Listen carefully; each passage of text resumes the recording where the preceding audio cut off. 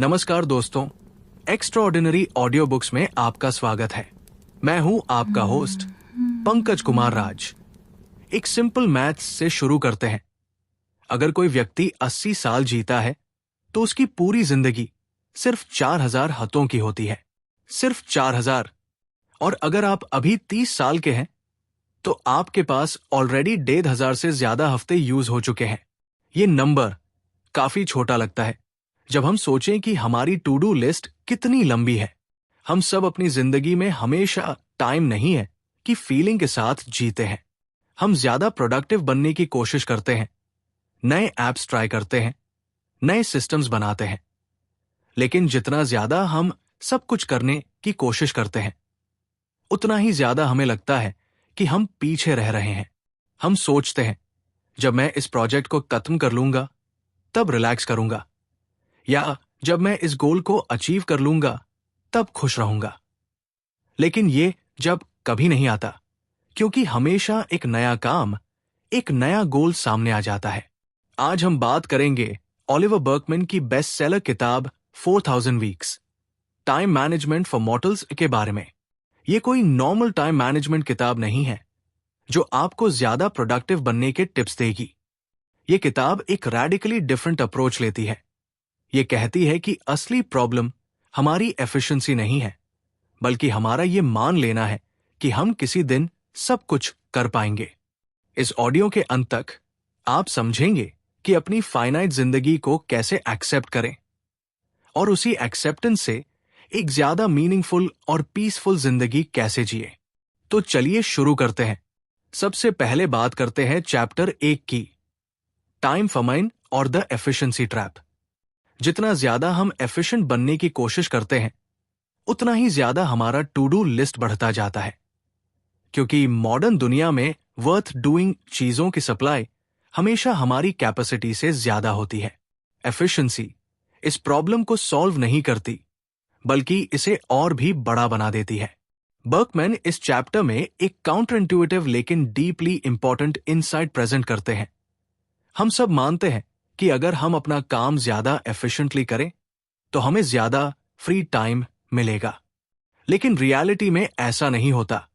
जैसे जैसे हम एफिशिएंट होते हैं, हमारी कैपेसिटी बढ़ती है, और इस बढ़ी हुई कैपेसिटी को फिल करने के लिए नए टास्क्स, नए कमिटमेंट्स और नए एक्सपेक्टेशंस ऑटोमेटिकली आ जाते हैं, चाहे वो हमारे बॉस से हो या खुद हमारी अपनी एम्बिशन से। ये एक एंडलेस साइकिल बन जाता है।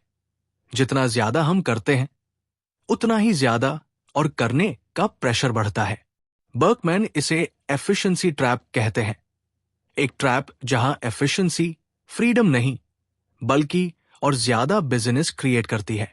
ऑथर ये भी हाईलाइट करते हैं कि मॉडर्न दुनिया में वर्थ डूइंग एक्टिविटीज की लिस्ट लिटरली इन्फिनिट है। बुक्स पढ़नी है, स्किल्स सीखनी है, रिलेशनशिप्स बिल्ड करनी है, करियर ग्रो करनी है, हेल्थ मेंटेन करनी है, हॉबीज परस्यू करनी है। ये लिस्ट कभी खत्म नहीं होती। और जब तक हम ये एक्सेप्ट नहीं करते कि हम सब कुछ नहीं कर सकते, हम हमेशा एक इम्पॉसिबल रेस दौड़ते रहेंगे, चाहे हम कितने भी एफिशिएंट बन जाए।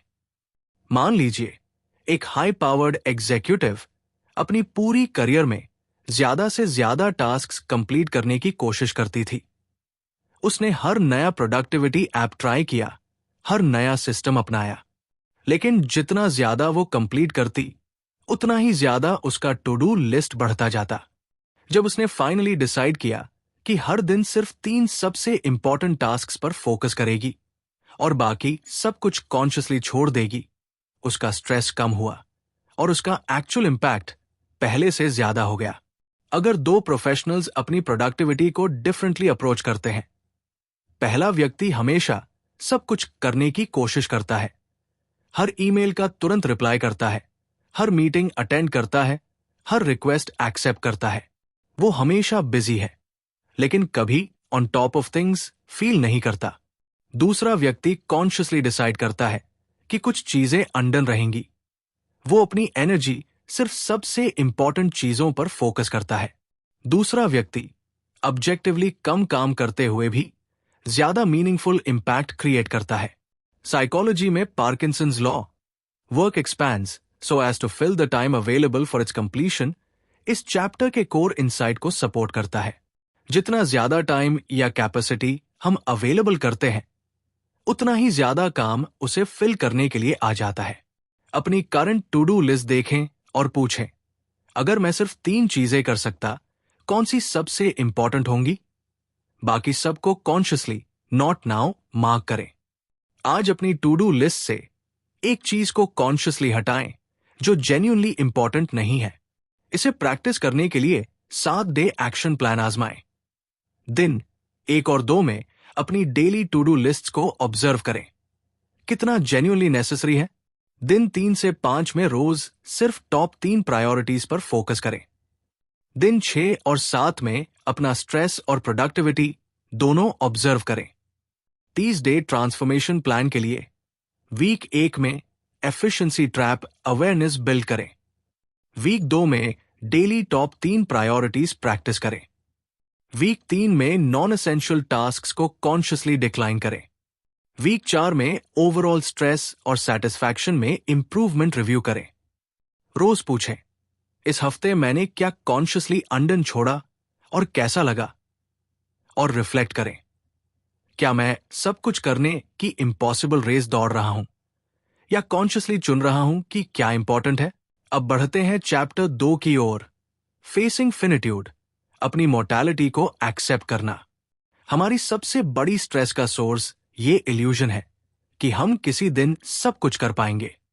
जब तक हम अपनी फिनिट्यूड यानी अपनी लिमिटेड जिंदगी को जेन्युइनली एक्सेप्ट नहीं करते, हम हमेशा एक इम्पॉसिबल स्टैंडर्ड के अगेंस्ट खुद को मेजर करते रहेंगे।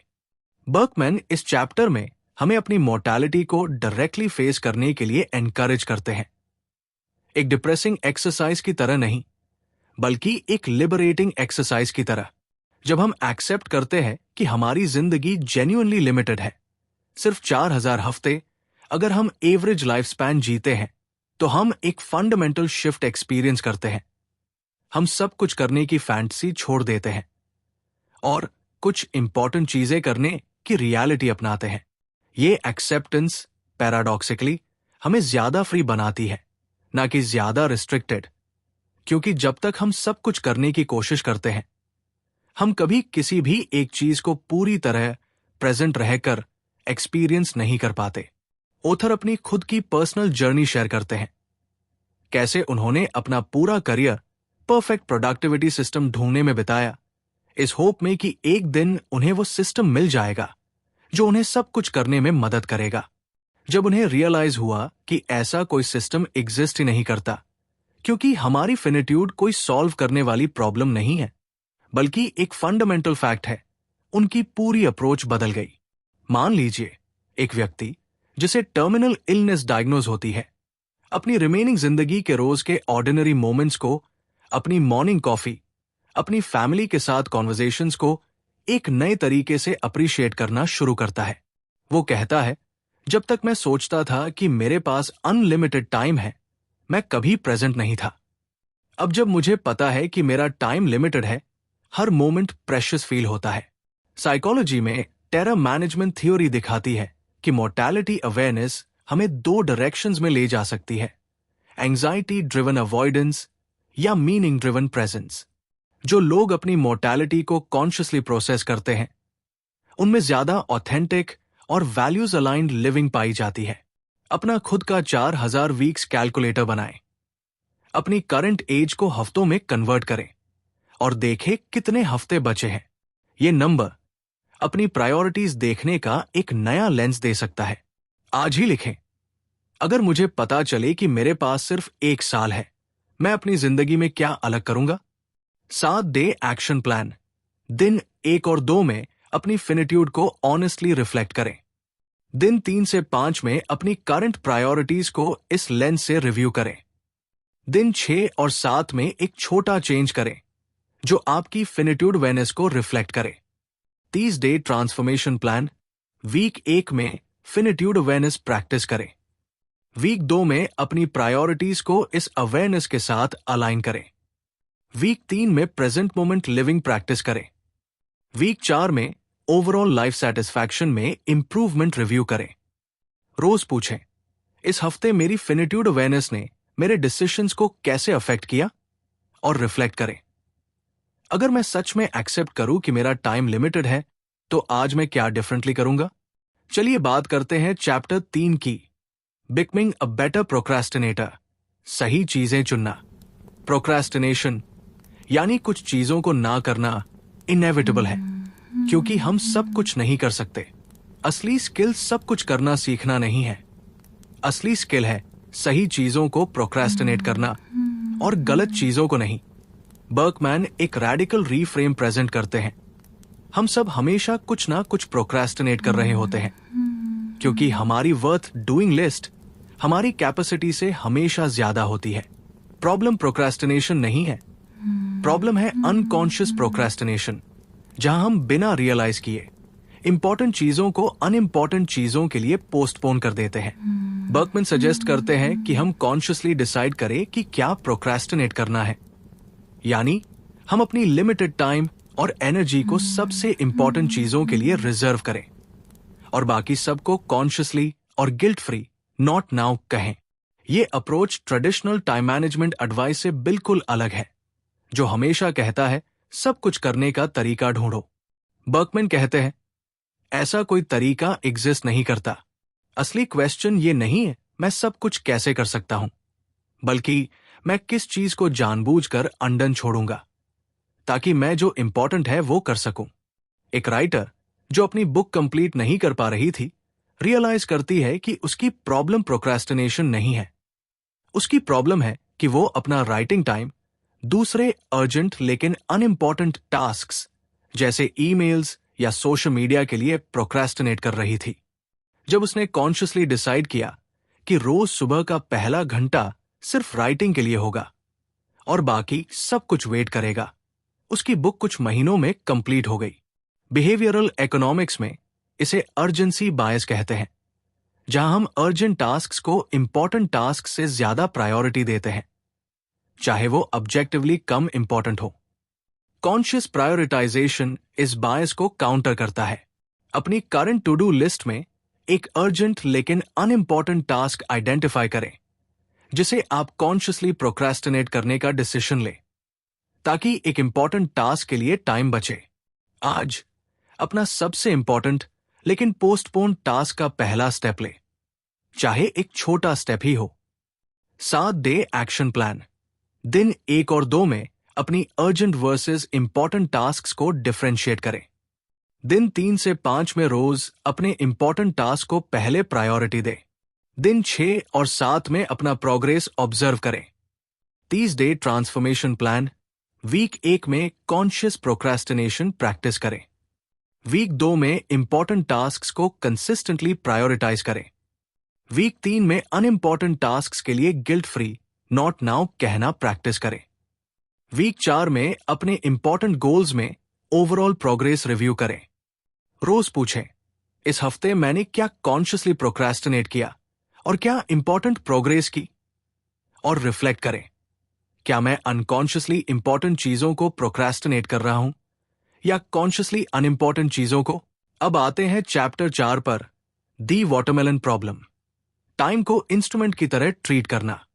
जब हम प्रेजेंट मोमेंट को सिर्फ एक फ्यूचर गोल के लिए इंस्ट्रूमेंट की तरह ट्रीट करते हैं, हम उस मोमेंट की असली वैल्यू मिस कर देते हैं। वाटरमेलन प्रॉब्लम हमें सिखाता है कि प्रेजेंट को प्रेजेंट की तरह एक्सपीरियंस करना फ्यूचर के लिए उसे यूज करने से ज्यादा इंपॉर्टेंट है। बर्कमैन एक इंटरेस्टिंग मेटाफोर यूज करते हैं। जब हम कोई कॉन्सर्ट अपने फोन से रिकॉर्ड करते हैं ताकि हम उसे फ्यूचर में एंजॉय कर सकें, तो हम उस कॉन्सर्ट को एक्चुअली प्रेजेंट मोमेंट में पूरी तरह एक्सपीरियंस करना मिस कर देते हैं। ये इंस्ट्रूमेंटल टाइम रिलेशनशिप, जहां प्रेजेंट सिर्फ फ्यूचर के लिए एक स्टेपिंग स्टोन है, मॉडर्न जिंदगी में एक्सट्रीमली कॉमन है। हम अपना काम करते हैं ताकि हम सक्सेसफुल हो सकें। हम एक्सरसाइज करते हैं ताकि हम हेल्दी रह सकें। हम अपने बच्चों के साथ टाइम बिताते हैं ताकि हम उन्हें अच्छे संस्कार दे सकें। ये सब जेन्युइनली वैल्यूएबल गोल्स हैं, लेकिन जब हम हर प्रेजेंट मोमेंट को सिर्फ मीन्स टू एन एंड की तरह ट्रीट करते हैं, तो हम कभी भी किसी भी मोमेंट को उसकी अपनी वैल्यू के लिए एक्सपीरियंस नहीं कर पाते। ऑथर इस चैप्टर का नाम एक फेबल से लेते हैं, जहां एक वाटरमेलन को सिर्फ उसके सीड्स निकालने के लिए ट्रीट किया जाता है, उसकी मिठास को एंजॉय किए बिना। ये मेटाफोर हमें रिमाइंडर देता है कि जिंदगी के बहुत से मोमेंट्स अपनी खुद की इंट्रिंसिक वैल्यू रखते हैं। उन्हें सिर्फ फ्यूचर आउटकम्स के लिए प्रोसेस करने की जरूरत नहीं है।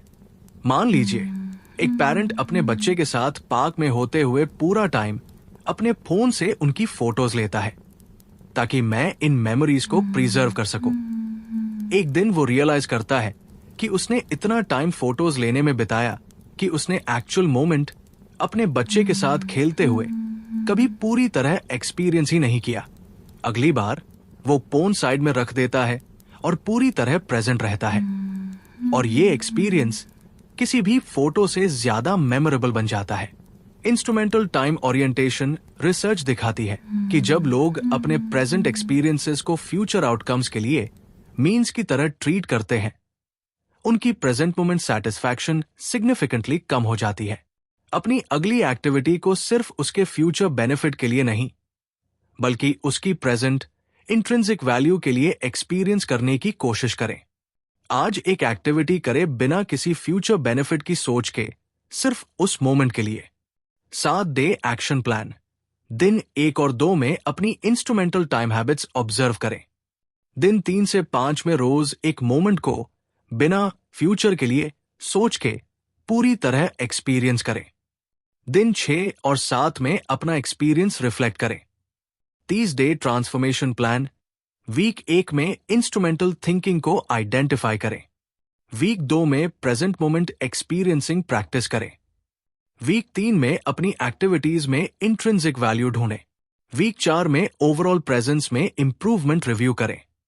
रोज पूछें, इस हफ्ते मैंने कौन सा मोमेंट बिना फ्यूचर की सोच के पूरी तरह एक्सपीरियंस किया, और रिफ्लेक्ट करें, क्या मैं अपने प्रेजेंट मोमेंट्स को उनकी अपनी वैल्यू के लिए जीता हूं या सिर्फ फ्यूचर के लिए एक इंस्ट्रूमेंट की तरह ट्रीट करता हूं। चलिए बात करते हैं चैप्टर 5 की, we never really have time, control का इल्यूजन। हम अपना टाइम तक की तरह बात करते हैं जैसे टाइम हमारी प्रॉपर्टी हो जिसे हम कंट्रोल कर सकते हैं, लेकिन रियलिटी में हम कभी भी टाइम को पूरी तरह ओन नहीं कर सकते, और जितना ज्यादा हम कंट्रोल की कोशिश करते हैं उतना ही ज्यादा स्ट्रेस क्रिएट होता है। बर्कमैन इस चैप्टर में हमारी टाइम ओनरशिप की फैंटेसी को चैलेंज करते हैं। मॉडर्न लैंग्वेज में हम कहते हैं मेरा टाइम, या मैं अपना टाइम मैनेज करता हूं, जैसे टाइम कोई रिसोर्स हो जिसे हम पूरी तरह कंट्रोल कर सकते हैं, जैसे पैसा। लेकिन एक्चुअल रियलिटी में हमारी जिंदगी हमेशा अनप्रेडिक्टेबल इवेंट्स, दूसरे लोगों की जरूरतों और सर्कमस्टेंसेस से शेप्ड होती है जो हमारे कंट्रोल से बाहर है। जितना ज्यादा हम परफेक्ट कंट्रोल की फैंटेसी चेस करते हैं, परफेक्ट शेड्यूल्स, परफेक्ट सिस्टम्स, उतना ही ज्यादा हम फ्रस्ट्रेटेड होते हैं जब रियलिटी हमारी प्लानिंग के अगेंस्ट जाती है। ऑथर सजेस्ट करते हैं कि हम इस कंट्रोल की फैंटेसी को छोड़कर एक ज्यादा हम्बल और फ्लेक्सिबल रिलेशनशिप अपनाएं अपने टाइम के साथ। ये एक्सेप्ट करें कि इंटरप्शंस और अनएक्सपेक्टेड इवेंट्स हमारी जिंदगी का नेचुरल हिस्सा है, ना कि प्रॉब्लम्स जिन्हें एलिमिनेट करना है। एक मैनेजर जो अपना पूरा दिन परफेक्टली प्लान रखता था, हर मिनट एक स्पेसिफिक टास्क के लिए असाइंड, हमेशा फ्रस्ट्रेटेड रहता था जब कोई अनएक्सपेक्टेड इंटरप्शन आता। जब उसने अपनी अप्रोच बदली, अपने स्केड्यूल में कॉन्शियसली बफर टाइम रखना और इंटरप्शंस को प्रॉब्लम की जगह लाइफ का नेचुरल हिस्सा की तरह एक्सेप्ट करना शुरू किया, उसका स्ट्रेस सिग्निफिकेंटली कम हो गया। इल्यूजन ऑफ कंट्रोल रिसर्च दिखाती है कि जब लोग अपनी एनवायरनमेंट को पूरी तरह कंट्रोल करने की कोशिश करते हैं, स्पेशली ऐसी चीजें जो जेन्युइनली अनप्रेडिक्टेबल है, उनका स्ट्रेस सिग्निफिकेंटली बढ़ जाता है। अपने स्केड्यूल में कॉन्शियसली कुछ बफर टाइम रखें बिना किसी स्पेसिफिक टास्क के, ताकि अनएक्सपेक्टेड इवेंट्स को अकोमोडेट किया जा सके। आज अगर कोई अनएक्सपेक्टेड इंटरप्शन आए तो उसे एक प्रॉब्लम की जगह जिंदगी का नेचुरल हिस्सा की तरह ट्रीट करने की कोशिश करें। 7 डे एक्शन प्लान। दिन 1 और 2 में अपनी कंट्रोल फैंटेसी को आइडेंटिफाई करें। कहां आप परफेक्ट कंट्रोल चाहते हैं? दिन 3 से 5 में अपने स्केड्यूल में बफर टाइम ऐड करें। दिन 6 और 7 में अपना स्ट्रेस लेवल ऑब्जर्व करें। 30 डे ट्रांसफॉर्मेशन प्लान। वीक 1 में कंट्रोल की फैंटेसी को लेट गो करना शुरू करें। वीक 2 में फ्लेक्सिबल स्केड्यूलिंग प्रैक्टिस करें।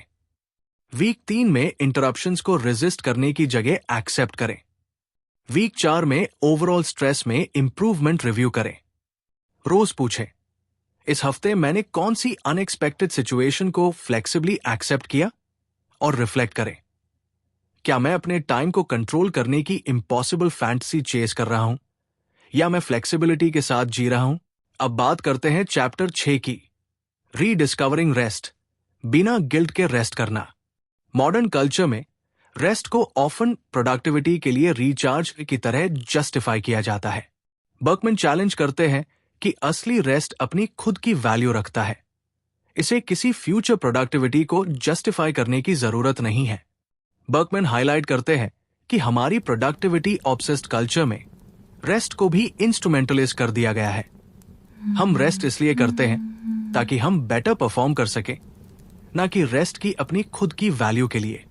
ये माइंडसेट हमें कभी जेन्युइनली रिलैक्स नहीं करने देता, क्योंकि हम हमेशा सबकॉन्शियसली अपने रेस्ट को भी प्रोडक्टिव बनाने की कोशिश करते हैं।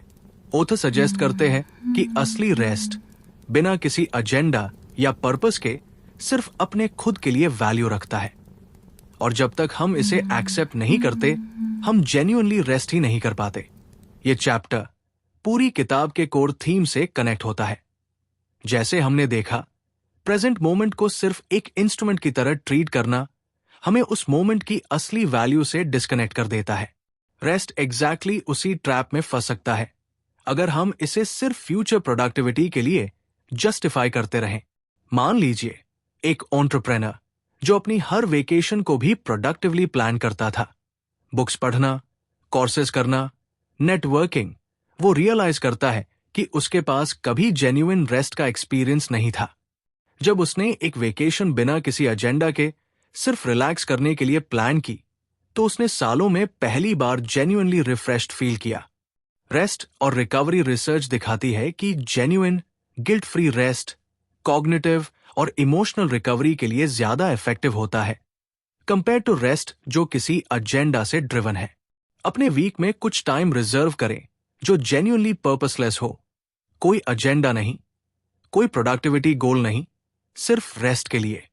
आज कुछ मिनट निकालें और बिना किसी एजेंडा के सिर्फ रिलैक्स करें, बिना गिल्ट के। 7 डे एक्शन प्लान। दिन 1 और 2 में अपनी रेस्ट हैबिट्स ऑब्जर्व करें, क्या वो भी प्रोडक्टिव है। दिन 3 से 5 में रोज कुछ जेन्युइनली पर्पसलेस रेस्ट टाइम ले। दिन 6 और 7 में अपनी एनर्जी और मूड ऑब्जर्व करें। 30 डे ट्रांसफॉर्मेशन प्लान। वीक 1 में गिल्ट फ्री रेस्ट प्रैक्टिस करें। वीक 2 में कंसिस्टेंसी बनाए रखें। वीक 3 में अपने रेस्ट को बिना जस्टिफिकेशन के एंजॉय करें। वीक 4 में ओवरऑल एनर्जी और वेलबींग में इंप्रूवमेंट रिव्यू करें। रोज पूछें, इस हफ्ते मैंने कितना जेन्युइन गिल्ट फ्री रेस्ट लिया, और खुद से रिफ्लेक्ट करें, क्या मैं अपने रेस्ट को भी जस्टिफाई करता हूं फ्यूचर प्रोडक्टिविटी से, या मैं उसे अपनी खुद की वैल्यू के लिए एंजॉय करता हूं। चलिए आगे बढ़ते हैं चैप्टर 7 की ओर, द इम्पेशंस स्पाइरल, पेशेंस की ताकत। मॉडर्न टेक्नोलॉजी हमें इंस्टेंट रिजल्ट्स की एक्सपेक्टेशन देती है, जिससे हमारी पेशेंस कंटिन्यूअसली कम होती जाती है।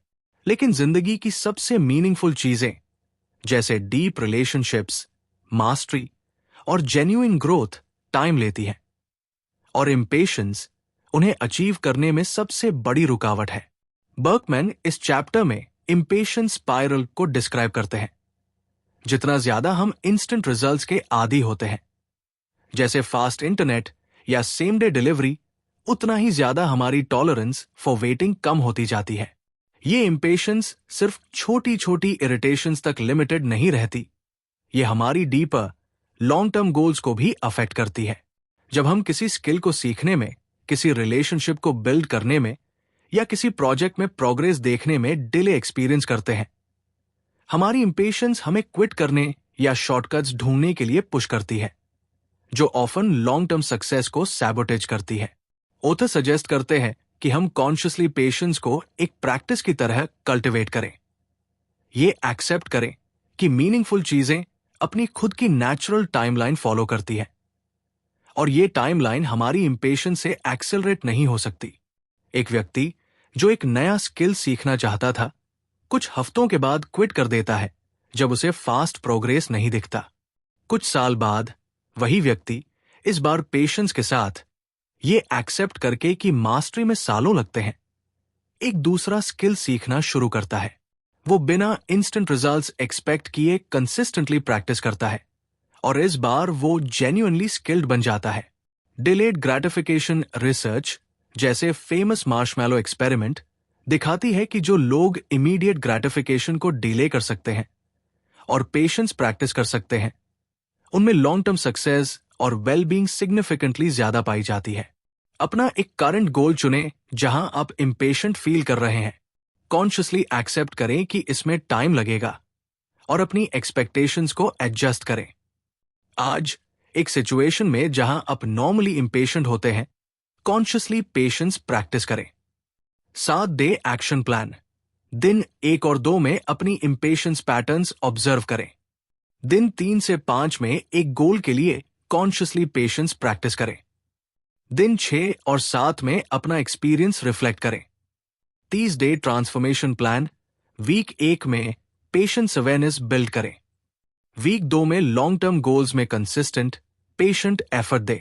वीक 3 में इंस्टेंट ग्रेटिफिकेशन इंपल्सेस को मैनेज करें।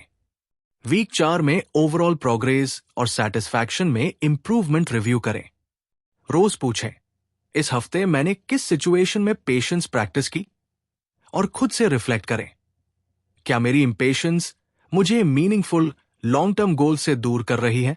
अब बात करते हैं चैप्टर 8 की, कॉस्मिक इनसिग्निफिकेंस थेरेपी, अपनी छोटी सी जगह को एक्सेप्ट करना।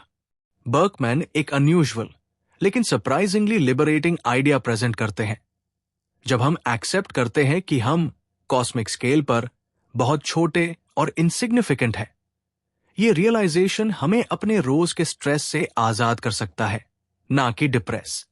ऑथर एक्सप्लेन करते हैं कि हमारी रोज की एंजाइटीज, डेडलाइंस, अचीवमेंट्स, दूसरों की एक्सपेक्टेशंस ऑफन इसलिए इतनी ओवरवेलमिंग फील होती है क्योंकि हम उन्हें कॉस्मिकली इंपॉर्टेंट मान लेते हैं। लेकिन जब हम स्टेप बैक करके देखते हैं यूनिवर्स की एज, उसकी वास्टनेस और हमारी जिंदगी की छोटी सी ड्यूरेशन, हमारी रोज की वरीज अपनी लाइफ और डेथ इंटेंसिटी खो देती है। ये कॉस्मिक इनसिग्निफिकेंस थेरेपी, जैसा बर्कमैन इसे कहते हैं, हमें एक हेल्दी पर्सपेक्टिव देती है। हमारी मिस्टेक्स, हमारी फेलियर्स इतनी कैटास्ट्रोफिक नहीं है जितनी वो फील होती है, क्योंकि कॉस्मिक स्केल पर वो बहुत छोटी है। ये इंपॉर्टेंट है क्लैरिफाई करना कि ये पर्सपेक्टिव नाइलिज्म या एपैथी की तरफ नहीं ले जाता। उल्टा, ये हमें अपनी छोटी फाइनाइट जिंदगी को बिना एक्सेसिव सेल्फ इंपॉर्टेंस या प्रेशर के फ्रीली एंजॉय करने की परमिशन देता है। जब हम अपनी इनसिग्निफिकेंस को एक्सेप्ट करते हैं, हम अपने मिस्टेक्स के लिए खुद को इतना हार्शली जज नहीं करते और हम अपनी जिंदगी को लाइटर, मोर प्लेफुल स्पिरिट के साथ जी सकते हैं। मान लीजिए एक प्रोफेशनल जो अपनी हर छोटी मिस्टेक के लिए खुद को सेवियरली क्रिटिसाइज करता था। जैसे एक प्रेजेंटेशन में एक छोटा एरर अपना पर्सपेक्टिव बदलता है जब वो कॉन्शियसली सोचता है कि 1000 साल बाद कोई इस मिस्टेक को याद भी नहीं रखेगा। ये थॉट उसे अपनी मिस्टेक्स को लाइटर तरीके से लेने में मदद करता है, बिना अपनी स्टैंडर्ड्स को कॉम्प्रोमाइज किए। अगर 2 लोग अपनी फेलियर्स को डिफरेंटली प्रोसेस करते हैं, पहला व्यक्ति हर फेलियर को वर्ल्ड एंडिंग की तरह ट्रीट करता है और लंबे समय तक उसमें फंसा रहता है। दूसरा व्यक्ति अपनी कॉस्मिक इनसिग्निफिकेंस को एक्सेप्ट करता है और अपनी फेलियर्स को पर्सपेक्टिव के साथ देखता है। इंपॉर्टेंट लेकिन कैटास्ट्रोफिक नहीं। दूसरा व्यक्ति जल्दी रिकवर करता है और आगे बढ़ता है। साइकोलॉजी में कॉग्निटिव डिस्टेंसिंग टेक्निक्स जो थेरेपी में यूज की जाती है, इसी प्रिंसिपल पर बेस्ड है। जब हम अपनी प्रॉब्लम्स को एक लार्जर पर्सपेक्टिव से देखते हैं, उनकी इमोशनल इंटेंसिटी कम होती है, जो बेटर कोपिंग और डिसीजन मेकिंग में मदद करती है। अपनी करंट सबसे बड़ी वरी को कॉस्मिक स्केल के पर्सपेक्टिव से देखें, ये 100 साल बाद कितना मैटर करेगी? आज अपनी एक छोटी मिस्टेक या वरी को इस कॉस्मिक पर्सपेक्टिव के साथ रीफ्रेम करें। 7 डे एक्शन प्लान। दिन 1 और 2 में अपनी एक्सेसिव वरीज को आइडेंटिफाई करें। दिन 3 से 5 में हर वरी को कॉस्मिक पर्सपेक्टिव से रीफ्रेम करें। दिन 6 और 7 में अपना स्ट्रेस लेवल ऑब्जर्व करें। 30 डे ट्रांसफॉर्मेशन प्लान। वीक 1 में कॉस्मिक पर्सपेक्टिव प्रैक्टिस करें। वीक 2 में अपनी मिस्टेक्स को लाइटर तरीके से लें। वीक 3 में एक्सेसिव सेल्फ इंपॉर्टेंस को लेट गो करें। वीक 4 में ओवरऑल स्ट्रेस में इंप्रूवमेंट रिव्यू करें। रोज पूछें, इस हफ्ते मैंने कौन सी वरी को कॉस्मिक पर्सपेक्टिव से देखा, और खुद से रिफ्लेक्ट करें, क्या मेरी रोज की वरीज सच में उतनी कैटास्ट्रोफिक है जितनी वो फील होती है? चलिए आगे बढ़ते हैं चैप्टर 9 की ओर। Synchronizing with others, community time की इंपॉर्टेंस। मॉडर्न इंडिविजुअलिज्म हमें अपना टाइम पूरी तरह पर्सनलाइज करने के लिए एनकरेज करता है, अपना स्केड्यूल अपनी प्रेफरेंसेस के हिसाब से। लेकिन बर्कमैन हाईलाइट करते हैं कि असली मीनिंग और कनेक्शन तब आती है जब हम अपना टाइम दूसरों के साथ सिंक्रोनाइज करते हैं, चाहे वो थोड़ा इनकन्वीनियंट ही क्यों ना हो। ऑथर इस चैप्टर में एक इंपॉर्टेंट पैराडॉक्स एक्सप्लोर करते हैं। जितना ज्यादा हम अपना टाइम अपनी इंडिविजुअल प्रेफरेंसेस के लिए ऑप्टिमाइज करते हैं, जैसे फ्लेक्सिबल वर्क आवर्स या रिमोट वर्क, उतना ही ज्यादा हम दूसरों से आउट ऑफ सिंक हो जाते हैं। जब हमारा स्केड्यूल किसी और के स्केड्यूल से मैच नहीं करता, तो स्पॉन्टेनियस कनेक्शंस, शेयर्ड एक्सपीरियंसेस और कम्युनिटी बॉन्ड्स मुश्किल हो जाते हैं। बर्कमैन सजेस्ट करते हैं कि चाहे इंडिविजुअलाइज्ड स्केड्यूलिंग कन्वीनियंट लगे, हमें कॉन्शियसली अपना टाइम दूसरों के साथ सिंक्रोनाइज करने की वैल्यू को भी रिकॉग्नाइज करना चाहिए, जैसे fixed community events, regular family time या शेयर्ड रिचुअल्स। ये इंसाइट पर्टिकुलरली रेलेवेंट है डिजिटल नोमैड लाइफस्टाइल के कॉन्टेक्स्ट में, जिसे ऑथर क्रिटिकली एग्जामिन करते हैं। जबकि कंप्लीट फ्रीडम और फ्लेक्सिबिलिटी अट्रैक्टिव लगती है, ये ऑफन एक तरह की लोनलीनेस क्रिएट करती है, क्योंकि जेन्युइन कम्युनिटी और बिलोंगिंग शेयर्ड और सिंक्रोनाइज्ड टाइम से आती है, ना कि पूरी इंडिविजुअल फ्रीडम से। मान लीजिए एक रिमोट वर्कर जो अपनी पूरी फ्लेक्सिबिलिटी एंजॉय करता था, कभी भी काम करना कहीं से भी, धीरे धीरे रियलाइज करता है कि उसके पास कोई कंसिस्टेंट कम्युनिटी नहीं है, क्योंकि उसका स्केड्यूल किसी और से मैच नहीं करता। जब वो कॉन्शियसली एक fixed weekly community activity join करता है, चाहे उसकी परफेक्ट इंडिविजुअल स्केड्यूल से कॉम्प्रोमाइज करना पड़े, उसकी लोनलीनेस कम होती है और उसका सेंस ऑफ बिलोंगिंग बढ़ता है। सोशल सिंक्रोनी रिसर्च दिखाती है कि शेयर्ड और सिंक्रोनाइज्ड एक्टिविटीज जैसे साथ खाना, साथ एक्सरसाइज करना या रेगुलर मीटअप्स सोशल बॉन्डिंग और वेलबींग को सिग्निफिकेंटली एनहांस करते हैं।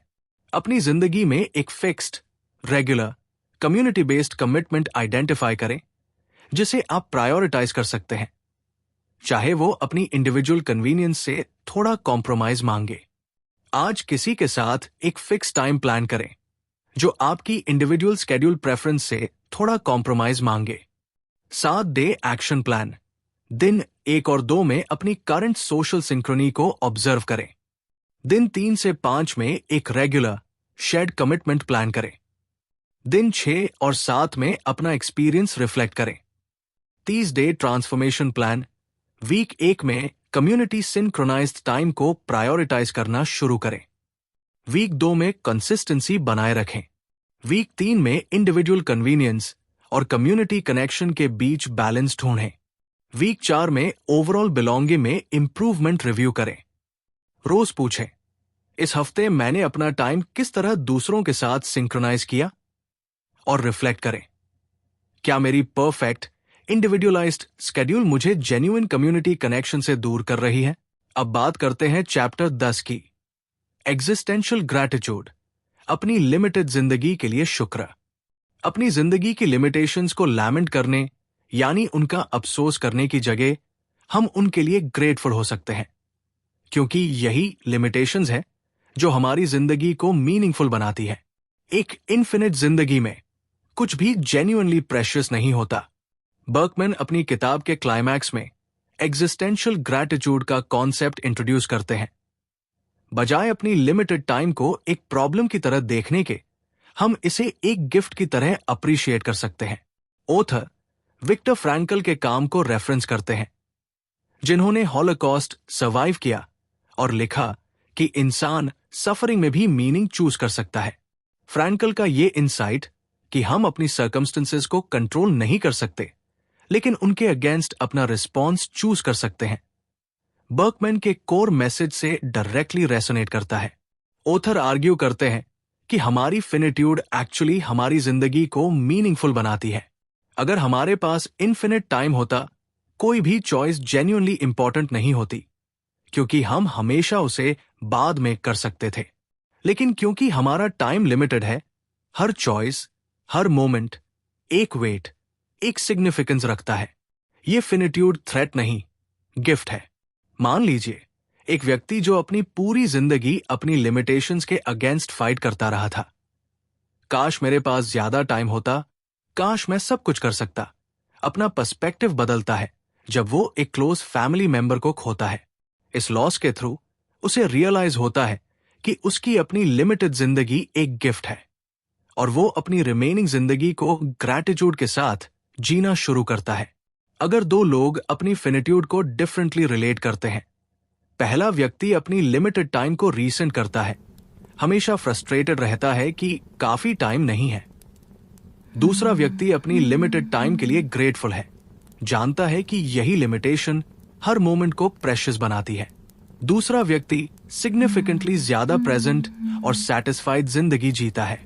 Gratitude research, specially existential gratitude के कॉन्टेक्स्ट में, दिखाती है कि जो लोग अपनी मॉर्टैलिटी को एक गिफ्ट की तरह फ्रेम करते हैं, ना कि एक थ्रेट, उनमें एंजाइटी कम और लाइफ सेटिस्फैक्शन ज्यादा पाई जाती है। अपनी जिंदगी की फिनिट्यूड के लिए एक ग्रैटिट्यूड स्टेटमेंट लिखें। मेरी लिमिटेड जिंदगी मुझे इस चीज के लिए ग्रेटफुल बनाती है। अभी लिखें, अगर मेरी जिंदगी इन्फिनिट होती तो ये मोमेंट कितना इंपॉर्टेंट होता, और क्योंकि ये लिमिटेड है तो ये कितना प्रेशियस है। 7 डे एक्शन प्लान। दिन 1 और 2 में अपनी रिलेशनशिप अपनी फिनिट्यूड के साथ रिफ्लेक्ट करें। दिन 3 से 5 में रोज एग्जिस्टेंशियल ग्रैटिट्यूड प्रैक्टिस करें। दिन 6 और 7 में अपना ओवरऑल पर्सपेक्टिव ऑब्जर्व करें। 30 डे ट्रांसफॉर्मेशन प्लान।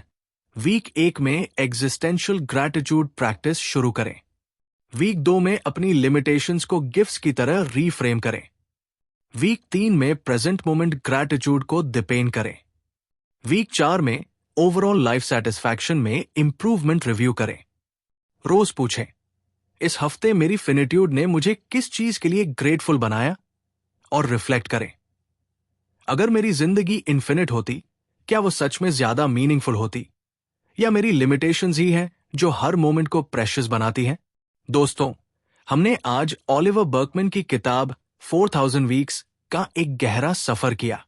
टाइम फामाइन और एफिशिएंसी ट्रैप से शुरू करके हमने देखा facing finitude, becoming a better procrastinator, the watermelon problem, we never really have time, rediscovering rest, the impatience spiral, cosmic insignificance therapy, synchronizing with others, और आखिर में existential gratitude. इस पूरी किताब का कोर मैसेज हमारी एक्सपेक्टेशन से बिल्कुल अपोजिट है। असली टाइम मैनेजमेंट सब कुछ करने का तरीका ढूंढना नहीं है, यह है अपनी फिनिट्यूड को एक्सेप्ट करना और उस एक्सेप्टेंस से सही चीजें चुनना। जब हम अपनी 4000 हतों की रियलिटी को जेन्युइनली एक्सेप्ट करते हैं, हम एक इम्पॉसिबल रेस दौड़ना बंद कर देते हैं और एक ज्यादा प्रेजेंट, मीनिंगफुल और पीसफुल जिंदगी जीना शुरू करते हैं। अगर ये ऑडियो आपको पसंद आया हो तो इसे लाइक करें, अपने दोस्तों और परिवार के साथ शेयर करें, और अगर अभी तक सब्सक्राइब नहीं किया है तो एक्स्ट्राऑर्डिनरी ऑडियो बुक्स को सब्सक्राइब जरूर करें। मिलते हैं अगली किताब के साथ, तब तक के लिए अपने 4000 हतों को पूरी तरह प्रेजेंट रहकर जिए। मैं हूं आपका host Pankaj Kumar Raj. Extraordinary audio book सुनने के लिए धन्यवाद।